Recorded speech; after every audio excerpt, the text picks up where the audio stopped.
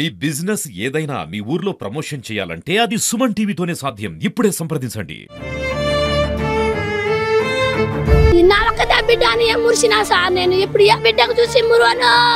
వరంగల్ నగరంలో మళ్ళీ అతడు ఆమె అతని ప్రియురాలు అన్న చందాన మరో ఇన్సిడెంట్ జరిగింది.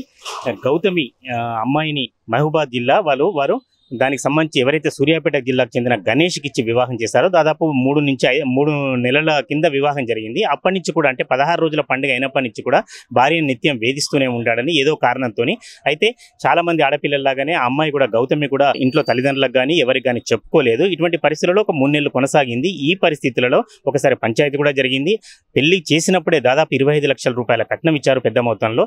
తర్వాత కూడా పంచాయతీ జరిగినప్పుడు 1 లక్ష రూపాయలు కూడా నగదు ఇచ్చారు. దానికంటే ముందు ఒక ఆటో కూడా కొనిచ్చారు. ఇవన్నీ ఒక ఆటో డ్రైవర్ మాత్రమే గణేష్. ఈ పరిస్థితులు ఈ వివాదము ఈ తగాదాలు ఏదో జరుగుతుంది, అది ఇంటి వరకు మాత్రం పరిమితం అయ్యాయి. ఎప్పుడు కూడా ఈ అమ్మాయి అయితే గౌతమ్ ఎప్పుడు కూడా ఇంట్లో చెప్పుకునే పరిస్థితి రాలేదు. ఇటువంటి పరిస్థితులలో గణేష్ తన తండాకు చెందిన అంజలి అనే అమ్మాయి ప్రేమలో ఉన్నాడని మొదటి నుంచి కూడా ఆ అంజలిని వివాహం చేసుకోవాలని అంజలి తల్లిదండ్రులు కూడా పెళ్లి అయినప్పటికీ కూడా నువ్వు అంజలిని వివాహం చేసుకుంటే నేను మీకు సపోర్ట్ ఇస్తున్నామని కూడా చెప్పడం జరిగింది.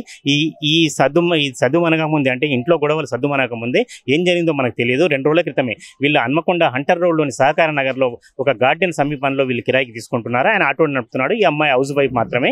ఇటువంటి పరిస్థితులలో తెల్లవారి మహబూబాద్ ప్రాంతంలో ఒక తండాలో ఉంటున్న తల్లిదండ్రులకు ఫోన్ చేసి అమ్మాయి పరిస్థితి బాగాలేదని చెప్పారు. వాళ్ళు హుటాహుటిన వచ్చేసరికి అప్పటికే వీళ్ళు ఆసుపత్రికి తరలించారు. అమ్మాయికి హార్ట్ అటాక్ వచ్చిందనే నెపంతో ఆసుపత్రికి తరలించారు. కానీ నిజానికి వీళ్ళు ఆరోపించిన ప్రకారం చాలా మంది చెప్తున్న ప్రకారం అమ్మాయి అప్పటికే చనిపోయిందని. ఎవరైతే గణేష్ ఉన్నాడో గణేష్ కజిన్ బ్రదర్ వీళ్ళంతా కూడా అక్కడికి తరలించారు.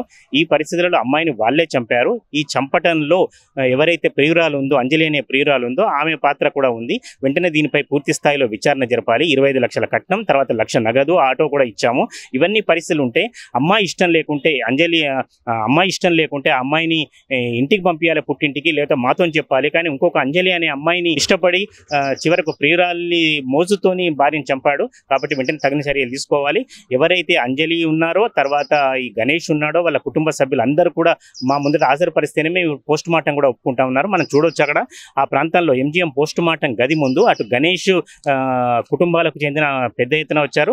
తర్వాత వీళ్ళకు సంబంధించిన ఎవరైతే గౌతమికి సంబంధించిన తల్లిదండ్రులు కావచ్చు, వాళ్ళ గ్రామస్తులు కావచ్చు, పెద్ద ఎత్తున కూడా వచ్చారు. పోస్ట్ మార్టం గది ముందు దాదాపు ఒక 2 గంటల నుంచి కూడా వాళ్ళు ఘర్షణ పడుతున్న సంగతి మనకు కనపడుతూనే ఉంటుంది. ఎట్లా పసిగట్టింది అంటే ఒక ఇల్లీగల్ కాంటాక్ట్స్ ఉన్నాయని మీకు ఎట్లా తెలిసింది?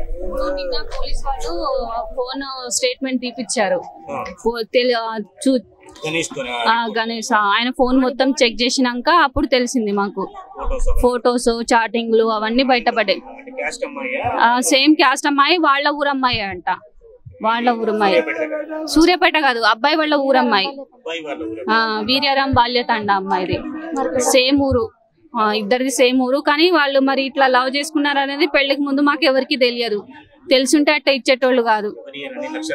అన్ని ఒక్కతే కూతురు ఎంతో గారాభంగా పెంచుకున్నారు, చేసుకున్నారు. కానీ ఆ అబ్బాయి అమ్మాయి ఇక్కడికి రావాలి, వాళ్ళే చంపినలా ఇంకెవరైనా ఇన్వాల్వ్ అయినలా అని కూడా తెలియాలి. వాళ్ళు వచ్చి వాళ్ళిద్దరు ఇక్కడికి రావాలి, తర్వాతనే అమ్మాయిని తీసుకెళ్లేది. ఇక అంతే. ఇక్కడ చాలా సంబంధాలు లాగా ఇక్కడ గణేష్ కు సంబంధించిన కూడా ఒక అక్రమ సంబంధం అంటే ఇల్లీగల్ కాంటాక్ట్ వీడియోలోకి వచ్చింది. అంజలి అనే అమ్మాయి ఎవరైతే వాళ్ళ తండాకు చెందిన అంజలి అనే అమ్మాయితో సంబంధం ఏర్పరచుకొని చివరికి తీసుకున్న 25 లక్షలు నగదు క్యాష్ మొత్తం కాకుండా బంగారు నగలు కూడా అంజలికి అప్పచెప్పారు. ఎప్పుడైతే అంజలిని ఇతన్ని గణేష్ ను మాకు అప్పగిస్తేనే మేము ఇక్కడి నుంచి పోస్ట్ మార్టం కార్యక్రమాన్ని నిర్వహించడానికి ఒప్పుకుంటామని వాళ్ళ బంధువులంతా ముక్తకంఠంతో చెప్తున్నారు. పెళ్ళైన 3 నెలలకే పంచాయతీలు మొదలయ్యాయి, తగాదాలు మొదలయ్యాయి, తర్వాత శారీరక బల ప్రయోగం మొదలైంది. ఇవన్నీ కాకుండా మళ్ళీ మధ్యలో 1 లక్ష రూపాయలు కూడా ఇవ్వడం జరిగింది. ఇవి అయిన తర్వాత కూడా ఆయనను చంపారు. తర్వాత మనిషి చనిపోయిన తర్వాత ఆమె బతికున్నదని కేవలం అబద్ధాన్ని వంచడానికి మాత్రమే గణేష్ ఆమె తీసుకొచ్చి పోస్ట్ మార్టంలో అప్పచెప్పారు. అప్పటికే ఆమె చనిపోయిందని కూడా వాళ్ళు ఆరోపిస్తున్నారు.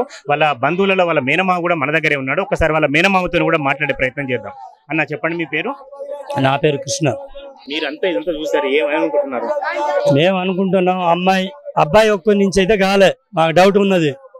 అబ్బాయి గౌతమిని కంపల్సరీ చంపిండని పిఎస్ లో మేము ఉపజెప్పడానికి తీసుకుని అంటే మేము కొట్లే, ఆయనే పోయిండు. డౌట్ తోనే మేము పిటిషన్ చేయడానికి పోయినాం. పోతే వాళ్ళ అన్న ఏమైనా ఉంటే అక్క వాళ్ళతో నేను మాట్లాడుకుంటా, ఏమైనా ఉంటే చెప్పు.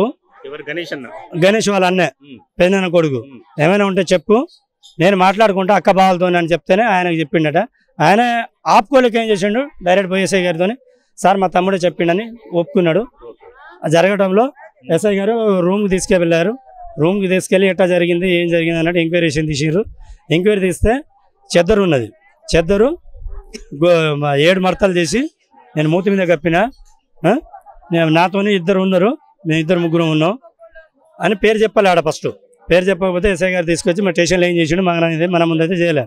అయితే నేను ఒప్పుకున్న అమ్మాయి వల్లనే, ఆ అమ్మాయి నా సమాధానం పెట్టుకోవడం వల్ల అమ్మాయిని చంపి వస్తాను, నేను పెళ్లి చేసుకుంటా, కట్నం ఎక్కువ ఇస్తారు అని ఒకసారి అమ్మాయి వాళ్ళ నాన్న సుఖ బెదిరించిండట. నువ్వు అమ్మాయిని మీ బాగా ఇచ్చిన దానికన్నా కట్నం నేను ఎక్కువ ఇస్తా, నువ్వు అమ్మాయిని చేసుకో, నా అమ్మాయిని అంజలిని చేసుకో, లేకుంటే నిన్ను చంపేస్తా, నువ్వు మా తండ్రివే, నీకెవరు రారు అన్నట్టుగా జరిగిందట. ఆ విషయం అబ్బాయి ఇప్పుడు చెప్తానంటే మనకు తెలిసింది, మనకు సుఖం తెలియదు. ఇన్ని రోజులు మనం చెప్పేది ఉంటే మన సుఖం ఏదో ఒక చర్చ చూసుకునేటోళ్ళం. పెద్ద మనుషుల మధ్యలో పంచాయతీ అయింది అంటే నేను దర్శనపల్లి నుంచి మా బావ ఊరు నుంచి వెళ్ళి ఒక పెద్ద మనిషిని తీసుకొచ్చి లొల్లులు అంటే ఈ లొల్లులు అని చెప్పలే. 16 రోజుల పండుగలకు వచ్చిన తర్వాత ఏంటంటే నాకు కట్నం కొద్దిగా ఎక్కువ కావాలన్నట్టుగా బెదిరించిండని చెప్పారు. 25 లక్షలు కాకుండా ఇంకా కట్నం కావాలంటే కట్నం వాళ్ళ దగ్గర ఏం లేదు అంటే, నేను ఒక పెద్ద మనిషి పోయి గణేష్ వాళ్ళ కట్నం అన్నట్టు వాళ్ళ దగ్గర పెద్దగా డబ్బులు ఏం లేదు, ఉన్నది నీకు ఇచ్చేసి ఇంకొక కొడుకు ఇవ్వాలంటే కొద్దిగా ఆస్తే ఉన్నది 2 ఎకరాలు, వాళ్ళకి పెద్ద ఏం లేదంటే సరే అనుకున్నాడు. ఇక మన మా ముందుగా మంచిగా ఉన్నాడు. మొన్న ఆదివారం 17వ తారీఖు ఎప్పుడో 18వ తారీఖు వచ్చిర్రు, తీసి పండుగకు వచ్చిర్రు, తిన్నారు. నేను గణేష్ వడ్డించినాం. శుక్రవారమే వరంగల్కి వచ్చారు వాళ్ళు. ఆదివారం ఇంటికి వచ్చిన వాళ్ళు శుక్రవారమే వరంగల్ వచ్చారు. శుక్రవారం వరంగల్ వచ్చి మళ్ళీ ఇక్కడ ఆదివారమే శనివారం నైటే ఇది జరిగింది తెల్లారుదాంలో. అయితే ఆదివారమే మాకు ఇన్ఫర్మేషన్ వచ్చింది తెల్లారుదాం 5 గంటలకు. అయితే నిజం మేము సుఖా ఇక్కడికి వచ్చి గణేష్ని నేను అడగలే, హాస్పిటల్లోనే ఉన్నాడు కానీ నేను అడగలే, ఎందుకంటే నాకు డౌట్ రాలే, పిల్లగాని మీద నాకు డౌట్ రాలే. కాకపోతే బయట ఎవరైనా ఊరికి ఇట్లా ఏం చెప్పలే. ఏం జరిగింది గణేష్ అంటే హార్ట్ అటాక్ అంటాడు. హార్ట్ అటాక్ అంటాడు. అయితే హార్ట్ అటాక్ అంటే నేను ఇక్కడికి వచ్చిన తర్వాత నాకు బస్సు కలవలే, బండి మీదనే వచ్చిన. నేను అక్కడి నుంచి ఎక్కడ నష్టపేట నుంచి ముంగిమడుగు నుంచి బండి మీదనే వచ్చిన. తొర్రూరులో బస్సు ఆపకపోతే రాపర్తి దగ్గర బండి పెట్టేసి బస్సు ఎక్కిన. అయితే నేను ఫోన్ చేసుకుంటూనే మాట్లాడినా, హార్ట్ అటాక్ అంటారు. అయితే మా ఎస్ఐ గారిని మాట్లాడినా, ఫోన్ చేసినాం, మా ఊరు ఎస్ఐ గారిని ఫోన్ చేసినాం. మళ్ళా తెలిసిన డాక్టర్ని ఫోన్ చేసినాం. హార్ట్ అటాక్ అంటారు, 22 సంవత్సరాలు, అమ్మాయికి ఏం జరగచ్చు రావచ్చు అంటే మరి టాయిలెట్ పోయిందా, మూత్రం వచ్చిందా. అయితే డాక్టర్ ఎస్ఐ గారు అట్లా చెప్తా అంటే మేము ఫోన్ చేసి నేను వస్తా అంటే ఫోన్ చేసి అడుగుతున్నా. అయితే టాయిలెట్ పోయింది కానీ మూత్రం పోయింది కానీ టాయిలెట్ లేదు అంటే, సరే మీరైతే ఏం చేయకూరి, నేను వస్తున్నా అని చెప్పిన. దగ్గరకు వచ్చి చూసేవారికి అమ్మాయి నూరుకి వెళ్తుంది. మేము వచ్చేవారికి హాస్పిటల్లోనే ఉన్నారు, అక్కడ లేరు. అయితే మా బామ్మర్దిని వాళ్ళ ధైర్యం కావట్లేదంటే మా బామ్మర్దిని పంపించి 108 ఫోన్ చేసి తీసుకుపోమంటే తీసుకుని వచ్చేసిండు. అప్పటికి అమ్మాయి చనిపోయింది ఆల్రెడీ. ఇక బతికిందని చెప్పట్లే, చనిపోయిందని చెప్పి నాతో నేను ఇంటికాడ ఉన్నప్పుడే చనిపోయింది అన్నారు. చనిపోయింది అంటే నేను ఆడవుల్లో బండి వేసుకుని వచ్చేసరికి ఇక్కడ చూసే అమ్మాయి చనిపోయి ఉండేవారికి ఏం జరిగింది. నేను అబ్బాయిని అడగలే. ఎంతనే ఇక మా బావ వాళ్ళని అందరిని ఫోన్ చేసి రమ్మని చెప్పినా వచ్చేసారు.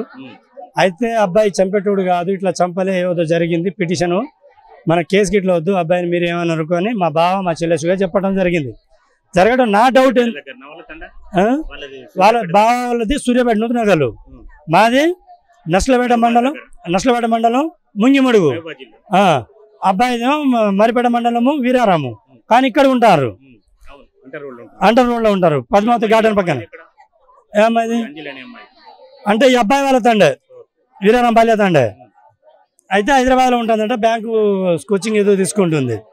అట్లా జరగడంలో నేను ఇక్కడికి వచ్చి చూస్తే నాకు డౌట్ అనిపిస్తుంది. నురుగు వెళ్ళటం ఏంటి? నురుగు వెళ్ళాలంటే లేదా మందు తాగితే నురుగు వెళ్తుంది, పాము కరిస్తే నురుగు వెళ్తుంది. నురుగు వెళ్ళటం ఏంటి? ఊరి పెట్టుకుంటే ఇది ఉంటుంది, గొంతు పిసికినే ఉంటుంది. ఏదో నా డౌట్ వల్ల నేను పిటిషన్ ఇద్దాం అన్నట్టుగా ఇచ్చినాక ఎస్ఐ గారు పిలిపించి మట్టివాడ పోలీస్ స్టేషన్లో పిటిషన్ ఇచ్చినాక ఎస్ఐ గారు పిలిపించి ఏమైనా డౌట్ ఉందంటే, సార్ మాకైతే డౌట్ అయితే ఏం లేదు, కానీ ఈయన వల్ల అవుతుందా లేకుంటే బయట నుంచి ఎవరితోనైనా చేపించిండా లేకుంటే బయట నుంచి ఎవరైనా ఉందా. ఆల్రెడీ ఈ అబ్బాయి వాళ్ళు కిరాయికి ఉన్న దగ్గర సీసీ ఫుటేజ్ ఉన్నది. అయితే మాకు సీసీ ఫుటేజ్ అయినా చూస్తే తెలుస్తుంది కదా సార్, బయట నుంచి వచ్చి ఎవరైనా పగతోనైనా ఏమైనా చేసినరా వీడు ఆటో నడుపుకుంటాడు ఏమైనా ఉందా అన్నట్టు డౌట్ అని పెట్టినాం. పెడితే అబ్బాయి ఒప్పుకున్నాడు. ఒప్పుకుంటే అమ్మాయి వల్లనే నేను చంపినాడు అబ్బాయి ఒప్పుకున్నాడు. కానీ ఇలాంటి అమ్మాయి లవర్తోనే, కానీ ఇలాంటి అమ్మాయి కాదు వేసుకొని పోవాలి. వేసుకొని పోతే అమ్మాయి తల్లిదండ్రి ఇంటికి అమ్మాయి వచ్చేసు. సరే ఇప్పుడు కాకుండా 10 సంవత్సరాల తర్వాత అయినా ఆ పంచాయతీ వేరు ఉండు. ప్రాణం తీయడం అయితే కరెక్ట్ కాదు. ఈ అమ్మాయి అట్లా ఉండి అమ్మాయి వాళ్ళ నాన్న ఈ అబ్బాయి గణేష్, ఇది ఎంతవరకు కరెక్టో మాకు జరగాల్సింది ఏంటంటే మన ఇప్పుడు డిపార్ట్మెంటు అమ్మాయి వాళ్ళ నాన్నని విచారించాలన్నది మేము కోరుకుంటున్నాం. నా ఒక్కదా బిడ్డ అని మురిసినా సార్ నేను ఇప్పుడు బిడ్డకు చూసి మురువను